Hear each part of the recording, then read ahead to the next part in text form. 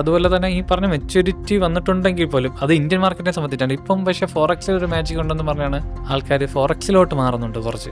അവിടെ എന്താ ഓപ്ഷൻസ് ആണ് ഉള്ളത് ഇപ്പോൾ? അതൊരു റിയാലിറ്റി പറഞ്ഞാൽ എത്രത്തോളം അവർക്ക് മനസ്സിലാക്കാൻ പറ്റുന്നുണ്ടോ? ലിവറേജ് എന്നുള്ളത് തന്നെയാണ്. കാരണം ഇന്ത്യൻ മാർക്കറ്റിൽ 2020 മുന്നേ എന്തായിരുന്നു നിങ്ങൾക്കറിയാം, 40x 50x ടൈംസ് ലിവറേജ് ഉണ്ടായിരുന്നു. സോ ഈവൻ നമ്മൾ അന്ന് ഫോക്കസ് ചെയ്തുകൊണ്ട് വരുന്നത് ഇക്വിറ്റി ആയിരുന്നു. ഇക്വിറ്റിയിൽ 1 lakh rupees ക്യാപിറ്റൽ ഉണ്ടെങ്കിൽ നമുക്ക് എത്രയാണ് 40 ലക്ഷം രൂപയ്ക്ക് വരെ നമുക്ക് ട്രേഡ് ചെയ്യാറുണ്ട്.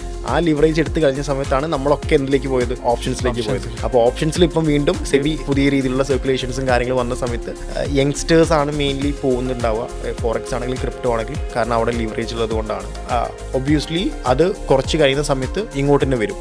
ഐ മീൻ അവർ തിരിച്ചറിയാൻ തുടങ്ങും ലിവറേജ് എന്താ, ഐ മീൻ റിയൽ ട്രേഡിംഗ് എന്താണ്, ലിവറേജ് എല്ലാം ആവശ്യമുള്ളത്, ഇതിൻ്റെ ഒരു റിയൽ പാർട്ട് അവർ മനസ്സിലാക്കി തുടങ്ങി. ഒബ്വിയസ്ലി വരും, കുറച്ച് ഓഡിയൻസ് അങ്ങോട്ട് പോകും. ഫോറക്സിലാണെങ്കിലും നമുക്ക് പൈസ ഉണ്ടാക്കാം, നല്ല മെച്യൂർ ട്രേഡറായി മാറുന്ന സമയത്ത്. അത് ക്രിപ്റ്റോയിലാണെങ്കിലും ഉണ്ടാക്കുന്ന ആളുകൾ ഇന്ത്യൻ മാർക്കറ്റിലും ഉണ്ടാക്കാം, റൈറ്റ്.